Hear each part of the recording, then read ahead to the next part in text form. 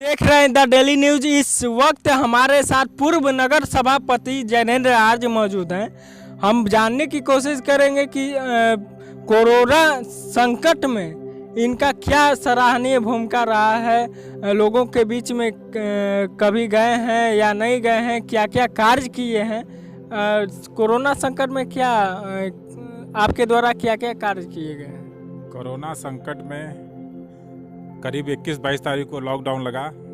उसके अगले दिन से ही हम लोग जो भी वैसे गरीब परिवार हैं, रिक्शे वाले थे, ऑटो वाले थे, जो डेली अपना व्यवसाय करते थे और डेली अपने परिवार का पालन पोषण करते थे, उनके लिए अपने घर से ही हमने अनाज देने की सुविधा शुरुआत की थी। और उसके बाद हमने एक पता भी दे दिया अपने एड्रेस का कि जो भी वैसे लोग गरीब परिवार है वो मेरे घर से आकर खाना ले सकते हैं, भोजन ले सकते हैं, अनाज ले सकते हैं। उसके अलावा जो गांव देहात में जो बेचारे फंस गए थे, जो टाउन में शहर में नहीं आ पाते हैं, अपना गाड़ी घोड़ा टेम्पू लेके वहीं फंस गए थे, उन पे भी खाने की मुसीबत और पहाड़ टूट पड़ा था। इसके लिए भी हम लोगों ने गांव-गांव जाकर जो ऐसे परिवार है उनको हम लोगों ने अनाज दिया, उनकी तकलीफ को देखा, उनको जो समस्याएं तो समस्याओं को प्रशासन द्वारा कहकर उनकी समस्याओं को सुलझाने का कार्य किया गया। और करीब 220-22 गाँव हम लोग यहाँ से घूमे हुए हैं आज तक। और सारे जगह वैसे गरीब परिवार को जिनको राशन कार्ड भी नहीं था, उनको राशन कार्ड दिलवाने के लिए भी प्रशासन से बात करके अनाज मुहैया कराने की कोशिश की गई। जिनको अनाज नहीं था उनको अपने तरफ से हम लोग गाड़ी में अनाज ले जाते थे, उन लोग को दिया करते थे, जिससे उन लोगों को थोड़ा सा तकलीफ देने में सहायता के लिए हम लोग अपना प्रयास कर रहे थे। आप नेता प्रतिपक्ष हैं, बीएसपी के बतौर नेता के रूप में उभरे हुए हैं अभी, तो इस पर क्या कहेंगे कोरोना संकट को लेकर के। और कैमूर की जनता बाहर में फंसी हुई है, उन्हें लाने के लिए क्या प्रयासरत हैं, और यहाँ के सत्ताधारी लोग अभी तक चुप्पी साधे हुए हैं, क्या आपका क्या राय है। देखिए, जब लॉकडाउन लगा तो हमारे मजदूर भाई जो अपना घर द्वार परिवार छोड़कर बाहर कमाने के लिए गए थे, और कमाने के क्या हमारे देश की अर्थव्यवस्था को संभालने के लिए गए थे, परिवार छोड़ दिया। आज वही लोग हैं कि जो सारी कंपनियों में, सारे फैक्ट्रियों में, दूसरे स्टेट में जाकर काम करते थे और देश की अर्थव्यवस्था में अपना भूमिका अदा करते थे। लेकिन तब भी जब बाहर जाते थे, महाराष्ट्र जाते थे, दिल्ली जाते थे, तब भी उनको बिहारी नाम करके गाली की तरह मारा पीटा जाता था, तब भी वो काम करते थे। और आज उनको सुनने वाला कोई नहीं था। सरकार ने लॉकडाउन लगा दिया, और लॉकडाउन लगाने के बाद सबसे बड़ी समस्या, अगर कोरोना महामारी अगर सबसे ज़्यादा किसी पे आया है तो वो बिहारी मजदूरों पे आया है। जो प्रवासी मजदूर हैं, गरीब परिवार है, उन पे कोरोना सबसे ज़्यादा अटैक किया है। वो भूखमरी, जितने लोग कोरोना से नहीं मर रहे हैं उससे ज़्यादा तो गरीब परिवार तकलीफ में मर रहा है, भूखों मर रहा है और रोड पे एक्सीडेंट से मर जा रहा है। तो सरकार उनके प्रति संवेदनशीलता नहीं दिखा पाई। जो जिम्मेदारी जितना गरीब मजदूरों को दिखाना था उनके प्रति सरकार उतनी संवेदनशील नहीं दिखी। अगर सरकार चाहती तो पहले दिन से ही प्रवासी मजदूर भाइयों के लिए गाड़ी की व्यवस्था कर देती। अगर 10 दिन कंटिन्यू अगर लग जाती सरकार तो जितने भी प्रवासी मजदूर थे वो अपने घर पे पहुंच गए होते। वो ट्रेन द्वारा, सारे ट्रांसपोर्टों के ट्रक द्वारा, अगर सिर्फ एक बार हमारे प्रधानमंत्री कह देते कि जितने भी ट्रांसपोर्टर हैं वो अपने ट्रकों से एक ट्रक में ज़्यादा से ज़्यादा 20 लोग को बैठाकर उनके गंतव्य घर तक स्थान पर छोड़ दें, तो कोई भी ऐसा ट्रांसपोर्टर नहीं है जो उनकी बात को नहीं मानता। उनकी बात को मानते हुए सारे विपक्ष हो चाहे पक्ष हो, जब ताली बजा सकते हैं, मोमबत्ती जला सकते हैं, तो सारे ट्रांसपोर्टर देश के लिए, उन गरीब लोगों के लिए भी अपना ट्रक और अपने बस को फ्री सेवा कर देते हैं, अपने मजदूर भाइयों को अपने गंतव्य स्थान पर छोड़ने के लिए। और ये भी बहुत बड़ा दुर्भाग्य है कि हमारे कैमूर भभुआ में 4 विधायक जो हैं वो आपको बीजेपी के हैं, सत्ताधारी हैं, और तो और छोड़िए एमएलसी जो हैं, एमएलए हैं, वो भी बीजेपी के हैं। लेकिन उनके द्वारा भी इस विधानसभा में, चारों विधानसभा में, हम भभुआ विधानसभा की बात कर रहे हैं, भभुआ विधानसभा में भी निष्क्रियता रही। किसी भी गांव में क्या तकलीफ है हमारे गरीब भाइयों को, हमारे गरीब परिवार को, मजदूरों को, कोई भी नेता नहीं दिखा।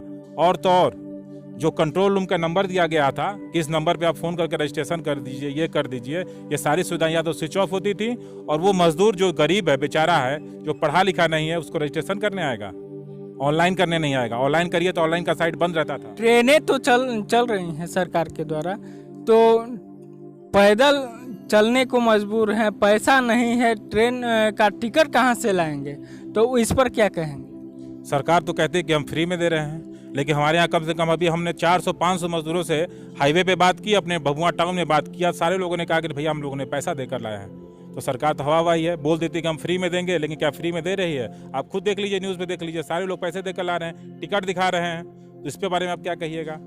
वो तो मजदूर को तो बुलाया जा रहा है, पैसे देकर बुलाया जा रहा है।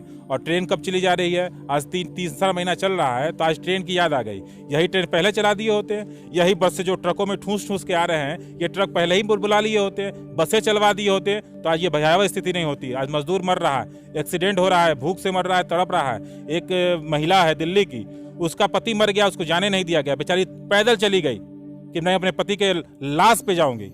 उसका पति वहां मर गया, उसको जाने की कोई सुविधा नहीं दी गई। यहाँ सुविधा किसको दी जाती है? जो उच्च वर्गीय हो। जो उच्च वर्गीय हैं उनके घर में हमारे लोग केक खिलाते हैं, बिस्कुट पहले आप पहुंचा देते हैं बर्थडे, और जो गरीब मर रहा है उसको कितने लोग आ रहे हैं? प्रशासन कहाँ है? सरकार क्या देख रही है? सरकार उनके प्रति बिल्कुल ही संवेदनशील है, उस पर किसी का ध्यान नहीं है। जब मजदूर मरते हैं तो सिर्फ मुआवजा देने के लिए सरकार बैठी रहती है। इसके आगे कार्रवाई बहुत ही निंदनीय है, और आगे हम क्या कहें? कैमूर में रोजगार को लेकर क्या कहेंगे?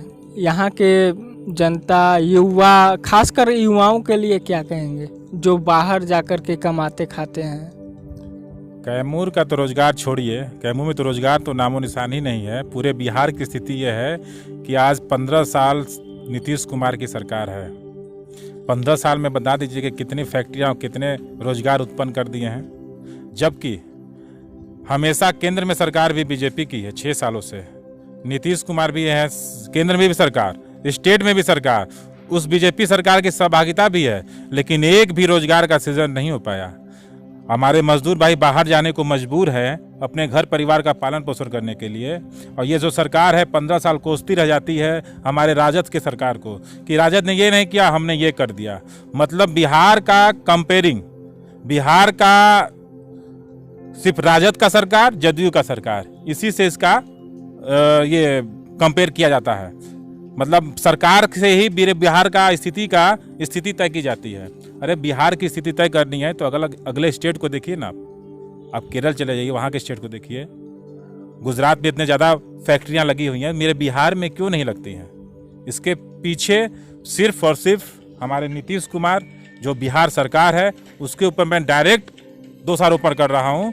ये निष्क्रिय रही हमेशा इस चीज़ पर, और इनकी जितने भी स्कीमें रही हैं वो सारी निष्क्रिय रही हैं। जल नल योजना हो, उसमें आप देख लीजिए क्या स्थिति है।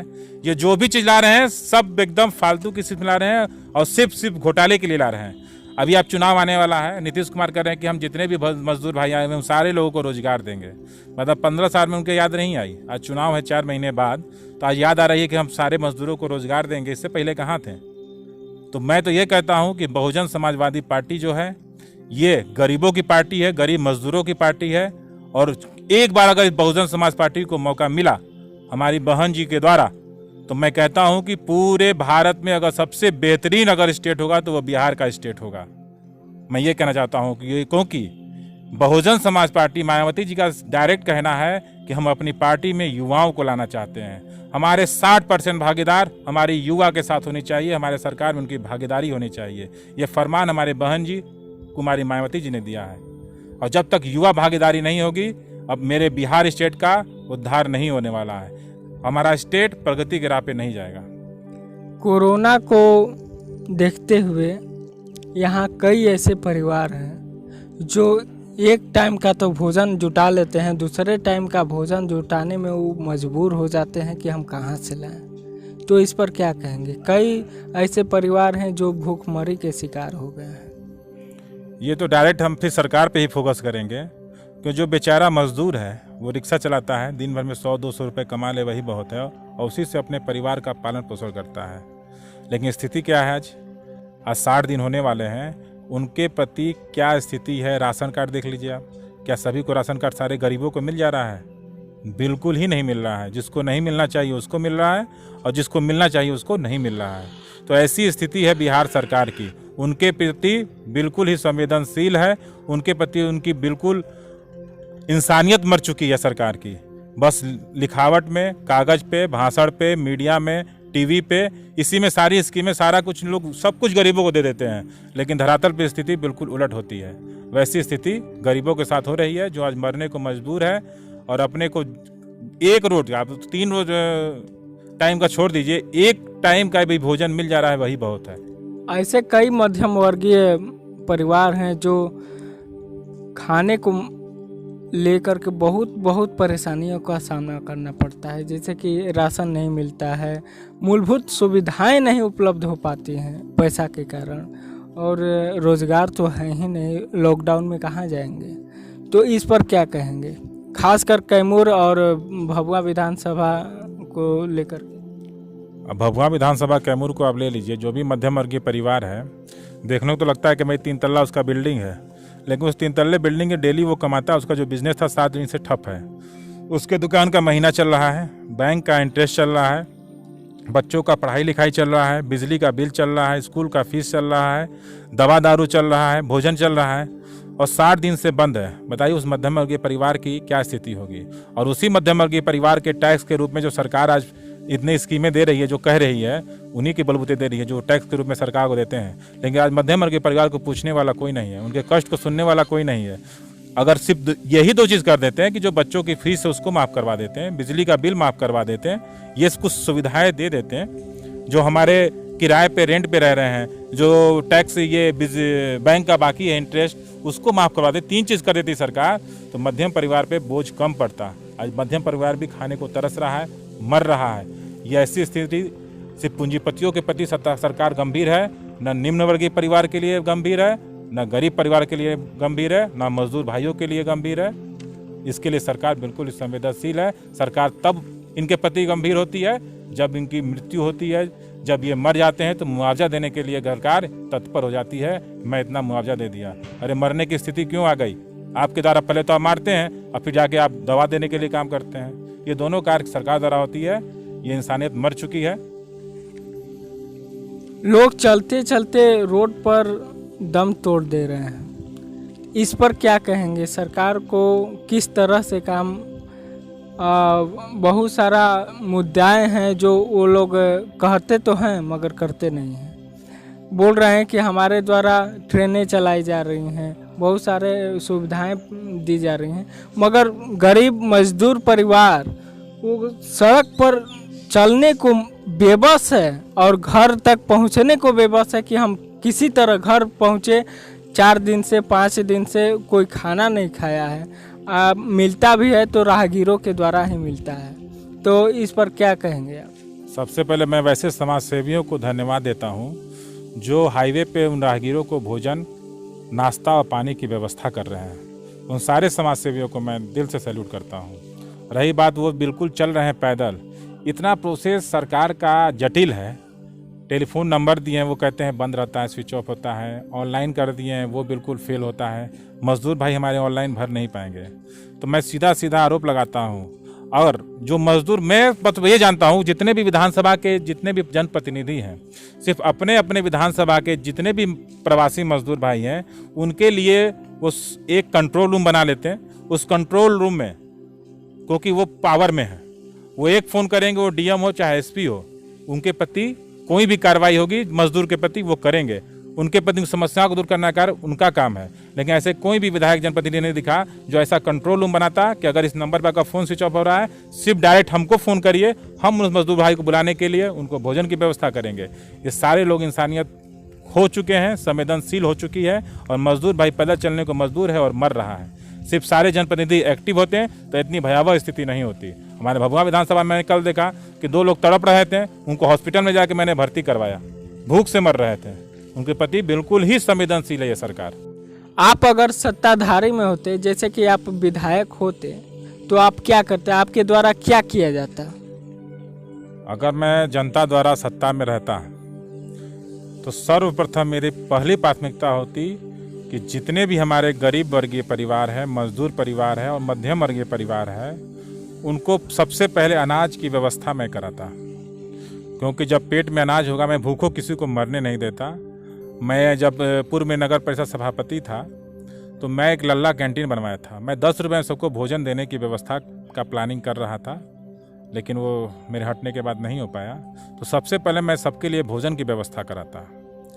दूसरी प्राथमिकता होती कि हर गांव में, हमारे पास करीब 350-382 गांव है, हर गांव के जनप्रतिनिधि को वो बीडीसी हो चाहे मुखिया हो, उनको प्रशासन द्वारा चाहे खुद अपने द्वारा भी ऐसी सुविधाएं देता कि वो अपने यहाँ जो छोटे छोटे गांव हैं सिर्फ अपने गांव में भोजन की व्यवस्था कर दें, कम से कम उनको भोजन मिलता रहे, वो भूख से तड़पे ना, उनके बच्चे ना तड़पे। वो पहली प्राथमिकता होती।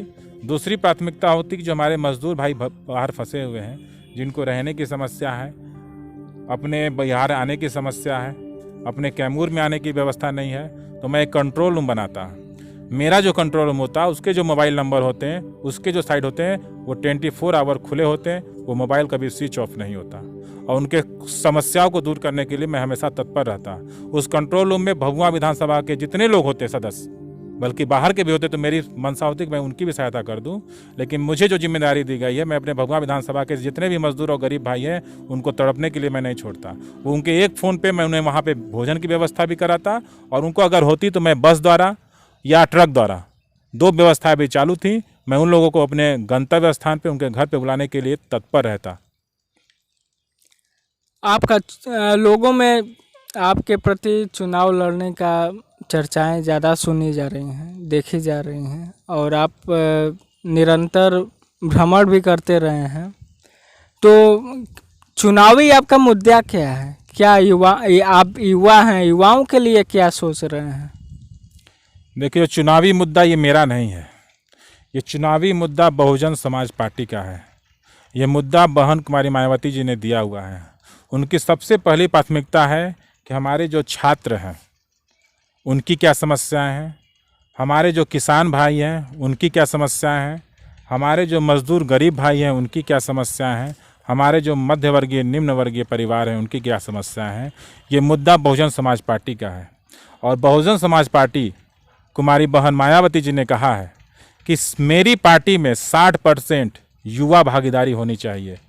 हम युवाओं पे एक नया संदेश देने का कार्य करना चाहते हैं, क्योंकि अभी जो भी पार्टी है, वो कोई भी पार्टी हो, वो राजद हो चाहे जदयू हो चाहे बीजेपी हो, ये ऑप्शन के तौर पे है। चलो भाई, ये राजद थोड़ा सा सही है, जदयू से थोड़ा सा बढ़िया है, जदयू थोड़ा सा सही नहीं है, बीजेपी थोड़ा सा खराब है, इसी पे लोग चुनाव का समीकरण तैयार करते हैं, अपना वोट बन देते हैं। लेकिन कॉन्फिडेंस हो के जनता कि नहीं, यही पार्टी सही है, यही मेरा करेगी, वैसे भी कोई पार्टी नहीं है। वो सिर्फ और सिर्फ एक पार्टी है, बहुजन समाज पार्टी, जो अभी तक यहाँ पे नहीं आई है। तो मैं चाहता हूँ कि बहन कुमारी मायावती जी ने जो युवाओं से आह्वान किया है, अपने पार्टी में युवाओं को जोड़ने के लिए जो संदेश दिया है, छात्रों की समस्याओं को जोड़ने के लिए अपना एक मुद्दा बनाया है, किसानों की समस्याओं को जोड़ने के लिए अपना मुद्दा बनाया है, तो मैं चाहता हूँ कि युवा वर्ग जब तक नहीं जुड़ेगा, जनता को एक नया ऑप्शन नहीं मिलेगा जिस पे कॉन्फिडेंस होके भरोसा कर सके, वो सिर्फ और सिर्फ युवा कर सकते हैं, जो पढ़े लिखे हैं, जो अनुभव के साथ आएंगे, नई नई क्वालिटियाँ लाएंगे, नए नए समीकरण बनाएंगे, जिससे हमारे बिहार का स्टेट ऊपर की ओर प्रगति करे और सर्वप्रथम स्थान हो पूरे भारत में बिहार का। इसके लिए युवा भागीदारी बहुत ज़रूरी है। विकास की अब बात करते हैं। पिछले कई सालों से जदयू रहा और बीजेपी की सरकार रही है, और यहाँ भी सत्ता में भी रहा। तो भभुआ विधानसभा को लेकर के आप विकास को लेकर क्या बात करेंगे? क्या विकास हुआ है? देखिए, भभुआ विधानसभा में विकास क्या है, भाई आप भी जानते हैं और हम भी जानते हैं। विकास के नाम पे जीरो है। विकास चले जाइए अब करमचद बांध, क्या स्थिति है, अभी 75% उसके काम बाकी हैं, और जिस स्पीड से चल रहा है, लगता है कि अभी 40 साल और लगेंगे उसको पूरा होने में, तब जाके वो बांध पूरा होगा। अभी भी नीतीश कुमार कहते हैं कि हम सारा रोड बना लिए हैं। आप चले जाइए झिंगई डीहरा, आप चले जाइए लेवा बांध चले जाइए, अभी आप चले जाइए दतियाँव चले जाइए। अभी ऐसे बहुत सारे हमने गांव घूमे हैं जहां रोड की स्थिति बहुत ही दयनीय है। और जहां रोड बन भी रहा है तो आप देख लीजिए, उसकी क्वालिटी देख लीजिए। अगर रोड बन रहा है तो अगले बरसात आते आते वहाँ पे कितने गड्ढे हो जाएंगे, ये आप खुद देखिएगा वहाँ की क्वालिटी देख के। आप जल नल की समस्या देख लीजिए। ये हमारे और आपका जनता के टैक्स के रूप में जो पैसा दिया गया सरकार को, वो पानी की तरफ बहाया गया है। और जल नल की आप समस्या देख लीजिए, अरबों रुपए उसमें खप गए हैं और सब ध्वस्त हो गए हैं, सब बर्बाद हो गए हैं। आप उसको भी आप देख सकते हैं। आप देख लीजिए, अभी मोहनिया से भभुआ जो रोड है वो 4 लेन होने वाला था, तो सरकार कह दी कि 4 लेन बनाना है। अब वन विभाग उसमें अरंगा लाया है। क्या वन विभाग पाकिस्तान से आया है? जब सरकार बोल दी कि हमको रोड बनाना है, तो कागजी कार्रवाई करने में तो यहाँ तो 5 साल लगते हैं, ठीक है, फिर बनने में 5 साल लगते हैं और ख़राब होने में 1 साल लगता है। तो 10 साल तो बनने में लगेगा वो रोड, और 1 साल में फिर खराब हो जाएगा। तो ये समस्या है। लगता है कि परमिशन वन विभाग से लीजिए, तो मिट्टी वाले से लीजिए, तो ज़मीन वाले से लीजिए। ये कौन सा सरकार का पेचीदा काम है? ये किस सिस्टम से चलती है सरकार? ये सिस्टम से देश हमारा तरक्की नहीं कर सकता, हमारा बिहार तरक्की नहीं कर सकता, हमारा कैमूर तरक्की नहीं कर सकता। कि एक रोड को बनाने के जब पास हो चुका है तो उसके प्रति इतनी पेचीदे कहानी गढ़ी जा रही है। तो इसको बहुत सारी समस्याएँ हैं। अभी आप चले जाइएगा, कितने गाँव में क्या क्या स्थिति है, कितने गरीब कितने परेशान हैं। किसानों की समस्या देख लीजिए, छात्र हमारे परेशान हैं, उनको ढंग का कॉलेज स्कूल की व्यवस्था नहीं हो पा रही है कि वो ढंग से पढ़ाई कर सकें। कितनी समस्याएं हम गिनाएं, और उसको उठाने वाला कोई विधानसभा में नहीं है। अब कभी भी देख लीजिए विधानसभा का सत्य चलता है। कोई भी अगर बिहार कैमूर भभुआ विधानसभा का कोई मुद्दा उठाया हो तो आप हमको उसका लाइव टेलीकास्ट दिखा दीजिए, उस पर कुछ कार्य हुआ हो। ये बहुत सोचने की चीज़ है। और जब तक युवा हमारे साथ नहीं आएंगे, इस देश की, इस स्टेट की, कैमूर का भार युवा नहीं उठाएंगे और नई सोच के साथ, तब तक देश की तरक्की और भभुआ बिहार की तरक्की नहीं हो सकती है। हम युवाओं को आह्वान करते हैं। आपका मुख्य व्यू क्या है? क्या अगर आप चुनाव लड़ेंगे तो क्या मुख्य उद्देश्य क्या रहेगा आपका? मेरा चुनाव लड़ने का मेन मुख्य उद्देश्य है, 3 चीज़ में मेरा सबसे ज़्यादा फोकस है, वो छात्र पे, किसान पे और मध्यम वर्गीय परिवार पे। हम चाहते हैं कि सबसे ज़्यादा ज़रूरी है युवा भागीदारी, जो बहुजन समाज पार्टी भी कहते आ रही है। और जब तक युवा सोच के साथ कोई जनता के सामने एक नई इमेज के साथ, नए रंग और रूप के साथ जो बहुजन समाज पार्टी आ रही है, उस पर भरोसा दिखाने के लिए हम लोग तत्पर हैं। एक भरोसा दिखाएंगे और अपने बिहार स्टेट को, अपने भभुआ विधानसभा को नई ऊंचाइयों पर ले जाएंगे, नई दिशा देंगे। इस स्टेट से, इस भभुआ विधानसभा से, इस जिला से लोगों को बहुत कुछ सीखने का मौका मिलेगा, बहुत कुछ करने का मौका मिलेगा, जिससे अन्य लोग सीखेंगे। और जब तक युवा भागीदारी नहीं आएगी, नई सोच के साथ लोगों को ऑप्शन नहीं मिलेगा, तो लोग बीजेपी, जदयू और राजद में ही सिमट के रह जाएंगे। और हमारा देश ऐसे ही चलता रहा है और हमारा स्टेट ऐसे ही चलता रहेगा, भभुआ भी ऐसे ही चलता रहेगा। हम एक नई प्लेटफॉर्म बनाना चाहते हैं। बहुजन समाज पार्टी के प्रति लोगों का रुझान चेंज हो, उन पे एक बदलाव हो, और वो बहुजन समाज पार्टी पे युवा लोग, सारे कैमूर वासी लोग विश्वास करें। एक बार मौका दें, एक बार बिहार में सरकार बना के दिखाएं, तो देखिए बिहार का परिवर्तन, बिहार के प्रति लोगों का सोच। एक भी मजदूर भाई, मैं गारंटी के साथ कहता हूं कि उनको बाहर जाने के लिए जरूरत नहीं पड़ेगी, उनको मरने की नौबत नहीं आएगी, उनको भूखों मरने की नौबत नहीं आएगी। एक नई ऊंचाइयों के साथ सारे यहाँ पे काम होंगे, सारी फैक्ट्रियाँ खुलेंगी, किसानों की सारी समस्याएं सुनी जाएंगी। जो गरीब है, शोषित है, वंचित है, उपेक्षित समाज है, उनके प्रति बदलाव होगा, उनके प्रति सोच, पॉजिटिव सोच होगा और सकारात्मक सोच के साथ बहुजन समाज पार्टी काम करेगी। किसानों के लिए क्या आपने व्यू रखा है? किसानों की सबसे बड़ी समस्या है जो करमचंद बांध है। अगर करमचंद बांध हो जाए तो कितने किसानों का उद्धार हो जाए। किसानों को आप चले जाइए, सबसे बड़ा है जो FCI सुनते होंगे। FCI में किसान गेहूं देता है, चावल, धान सब देता है, लेकिन किसान की स्थिति देख लीजिए। कभी किसान को आपने सोचा है कि किसान गेहूं और चावल बेच के 5 तल्ला बिल्डिंग बना रहा हो, उनके लड़के बाहर अच्छी पढ़ाई कर रहे हो, घर द्वार अच्छा हो? इसमें सिर्फ और सिर्फ बिचौलियों का बोलबाला है, प्रशासन की मिलीभगत है और सिर्फ घोटाले का अति सीमा पार कर चुका है। इतने घोटाले इसमें हैं, इतने रुपए का बंटर बात है कि पूछिए मत। किसान अनाज देता है, किसान का बेटा कहीं बाहर नहीं पढ़ रहा है, किसान का 10 बीघा 50 बीघा ज़मीन नहीं खरीदा रहा है, किसान का 4 बिल्डिंग नहीं तना रहा है, लेकिन इसको जो बिचौलिए हैं, जो इसमें प्रशासनिक भागीदारी है, जो इसमें राजनेताओं की भागीदारी है, उनके 50 तल्ले बिल्डिंग बन जा रहे हैं, उनका बेटा बेटी सब बाहर पढ़ रहा है। मर कौन रहा है? किसान। किसान के साथ, गरीब के साथ, छात्रों के साथ और युवाओं के साथ सिर्फ और सिर्फ कागजी कार्रवाई होती है, सांत्वना दिया जाता है, भाषण दिया जाता है, लेकिन करने वाला कोई नहीं है। ये बहुत ही निंदनीय है और ये बहुत ही गंभीर विषय है। और इन 4 के बिना हमारा देश, हमारा भभुआ विधानसभा और हमारा बिहार कभी तरक्की नहीं कर सकता। आप युवा हैं, खासकर युवाओं के लिए क्या सोच रखते हैं? हम तो युवाओं से कहना चाहेंगे कि आप भी राजनीति में आइए, क्योंकि जो राजनीति का एक परंपरा चल रहा है, उस परंपरा को तोड़ना होगा और एक नए राजनीति की शुरुआत करनी होगी। एक नई दिशा दिखाने की ज़रूरत है, एक नए उद्देश्य के साथ, एक नए सोच के साथ, एक नई नीति के साथ। मैं चाहूँगा सारे युवा भाइयों से कि वो राजनीति में आए। अगर मैं आया हूँ तो हमसे भी अच्छे अच्छे राजनीतिक आए। मैं नहीं कहता कि बहुत अच्छा हूँ, मैं तो बस कर रहा हूँ जनता जो कहती है, जो मुझे सही लगता है, जनता के द्वारा मैं करता हूँ। मैं चाहता हूँ कि कंपटीशन हो युवाओं में, कि हम तुमसे अच्छा कर सकते हैं, हम तुमसे अच्छा कर सकते हैं। ऐसे कंपटीशन के साथ बहुजन समाज पार्टी में लोग जुड़े, बहुजन समाज पार्टी को मजबूत करें, अपने कैमूर को मजबूत करें, अपने भभुआ और पूरे बिहार को मजबूत करें हमारे युवा साथी। इसके लिए हम सारे युवाओं का आह्वान करना चाहते हैं कि इस राजनीति के पृष्ठभूमि पर आइए और जितने भी भ्रष्टाचार हैं हमारे सारे गरीबों परिवार के लिए, जो समस्याएं हैं उनको दूर करने के लिए आप राजनीतिक भागीदारी में आवे।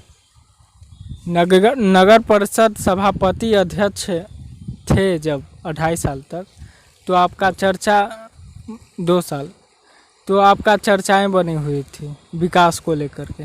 क्या वही चर्चाएं अगर विधानसभा के सीट पर अगर आप आते हैं और चुनाव जीतते हैं तो क्या वही चर्चाएं सुनने को मिल सकती है? देखिए, ना हम खाने के लिए मर रहे हैं, ना हमको बहुत ज़्यादा पैसे की ज़रूरत है। ऊपर वाले ने जनता के आशीर्वाद से जो मिला है हम उससे बहुत संतुष्ट हैं। हमारा बस एक ही एम है कि हमारा भभुआ शहर, हमारा कैमूर विधानसभा पूरे बिहार में सबसे टॉप क्लास का हो। जो 2 साल के कार्यकाल में हम रहे थे तो हमारी सोच यही रही थी कि हमारा भभुआ कितना सुंदर दिखे। हमने कभी फाइल पे अटकाने का काम नहीं किया कि पैसे लाइएगा तब ये फाइल पे साइन होगा। हमने कहा कि पहले काम करिए, किसी तरह काम होना चाहिए, और हमने प्राथमिकता सबसे पहले काम को दी। आप चले जाइए, आप सिटी पार्क चले जाइए, जो जंगल बना हुआ था वहाँ पे क्या क्या चल रहा था, धंधे चल रहे थे, वो सारा बंद करवाएं। और सिटी पार्क देखिए, आप बच्चे और परिवार जाते हैं। और राजेंद्र सरोवर को देख लीजिए, उसकी क्या स्थिति है। पहले क्या थी, वहाँ बरसों से बोट चला जाते थे, अब बोट भी चलने लगे हैं, ये कोरोना महामारी में बंद है। आप राजेंद्र सरोवर के बाहर चले जाइए, वहाँ पे नाला था, वहाँ पे हमने पार्क बनवाने का काम किया, लाइटें लगवाई, हमने डोर टू डोर वो कूड़े का उठाए करवाया, पूरे भभुआ का सौंदर्यीकरण कराया। अभी बहुत सारी हमारी परियोजनाएं थी, योजनाएं थी, प्लानिंग थी, लेकिन जो अभी पूरी नहीं हो गई। अगर 5 साल में अगर मिलता है तो भभुआ का नक्शा बदलूंगा, और एक भभुआ के प्रति, भभुआ से लोग सीखेंगे कि वहाँ पे विकास कैसे होता है, और सबसे टॉप क्लास का हमारा जिला होगा। ये मैं पूरी तरह आश्वासन देता हूँ। ये आश्वासन नहीं कि मैं करके दिखाऊंगा, क्योंकि 5 साल जब सरकार ने दिए हैं, तो अगर 5 साल में अगर आप नहीं करिएगा तो मेरा भभुआ और मेरा देश बहुत पीछे चला जाएगा। तो मैं चाहता हूँ कि जो भी नेता भाषण देते हैं, चाहे जो मुद्दा बनाते हैं, जो एजेंडा बनाते हैं, उस पर वो कार्य करें। अगर कार्य नहीं करेंगे तो ये वोटरों के साथ धोखा होगा। आदमी झूठ बोलता, हम तो कहते हैं कि एक एजेंडा बनना चाहिए 5 साल में, कि 1 साल आप इतना काम करिएगा, और नहीं करिएगा सत्ता से हट जाइए। धोखा देके काम मत करिए। आप राजनीति में क्यों आए? आपका दिमाग में, आपके जहन में कब आया कि हमको राजनीति करना चाहिए? मैं तो पहले बिजनेस कर रहा था, लेकिन राजनीति के प्रति रुझान हुआ। हमको हर चीज़ नया करने का बड़ा शौक था। मैं बिजनेस भी करता किया था, तो हर कुछ रिस्क लेने का बड़ा शौक है। बढ़िया बिजनेस कर सकें, कुछ नया चीज़ देने का मेरा शौक रहा है। तो ऐसे ही जब मैं बिजनेस कर रहा था तो मैं सारा बिजनेस छोड़ छाड़ के लगा कि नहीं, भभुआ में कुछ नया चीज़ दिया जाए, भभुआ के प्रति लोगों का सोच बदले, और नए रंग रूप के साथ भभुआ का सौंदर्यीकरण हो, नई ऊंचाइयों में ले जाए भभुआ को। ये हमेशा मेरा एक्टिविटी रहा है। अरे आज हैं कल नहीं रहेंगे, लेकर क्या जाएंगे, कम से कम कुछ दे के जाएंगे तो यही मेरे साथ जाएगा। बाकी तो खाने पीने की कोई दिक्कत है नहीं, बहुत अच्छे से खा पी लेते हैं। तो हम चाहते हैं कि हमारे साथ जितने भी कैमूर वासी हैं, रुझान कैसे आया कि हमको राजनीति करना चाहिए?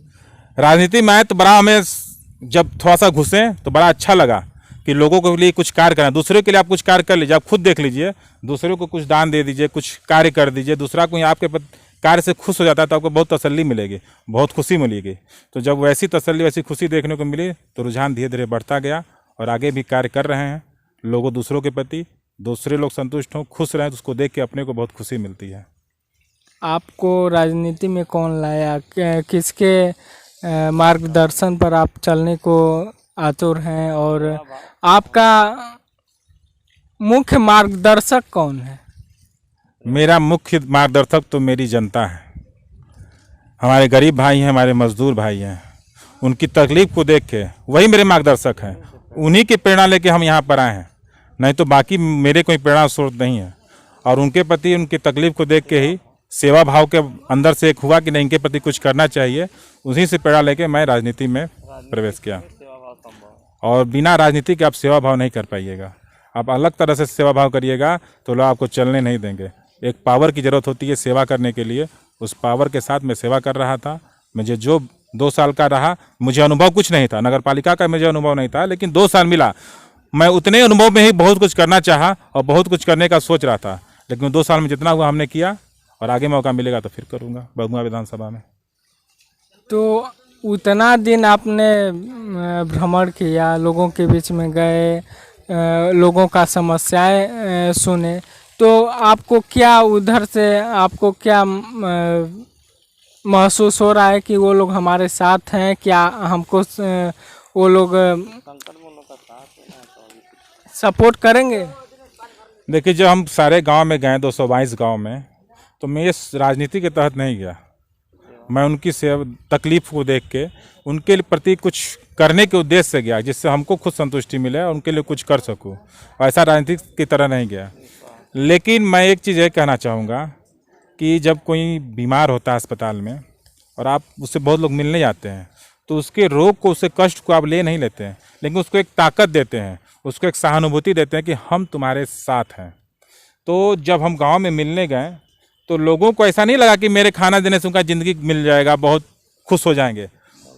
वो एक मलहम लगाने का कार्य, एक संतुष्टि मिला कि नहीं, उनके साथ भी, उस गरीब परिवार के साथ, उस मजदूर के साथ कोई उनका है कि अगर कुछ होता है तो मेरे साथ आएगा। तो ये संतुष्टि भी देखने को मिली। उन लोगों ने बस यही कहा। तो कोई भी नेता, कोई भी राजनेता, कोई भी जनप्रतिनिधि साथ नहीं आया।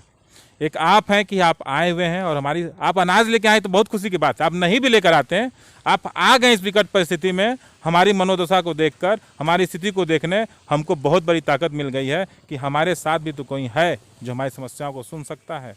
तो ये चीज़ की कमी रही थी और इस चीज़ को हमने जितना हो अपने भरसक कोशिश की कि हम उसी को पूरा करें। और ये मलाल सारी जनता को था कि उनके प्रति, उनको जो वोट देकर उन्होंने जिसका चुनाव किया है, इस विकट परिस्थिति में वो उनसे बहुत दूर रहे।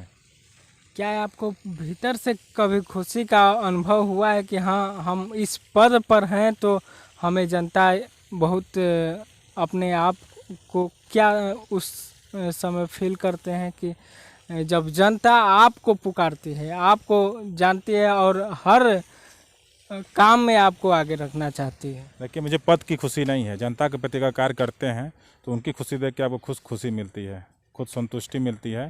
तो यही अपने आप में बहुत बड़ी चीज़ है कि दूसरों के प्रति आप कुछ कार्य कर दीजिए, वो खुशी देख के अगर आप खुश होते हैं तो इससे बड़ा कुछ है नहीं। पद तो आते हैं जाते हैं, आज हैं कल नहीं है, लेकिन पद पे रह के ही आप बहुत कुछ और कर सकते हैं। तो हम तो यही कहना चाहेंगे, आगे जनता मालिक है, जनता सर्वोपरि है।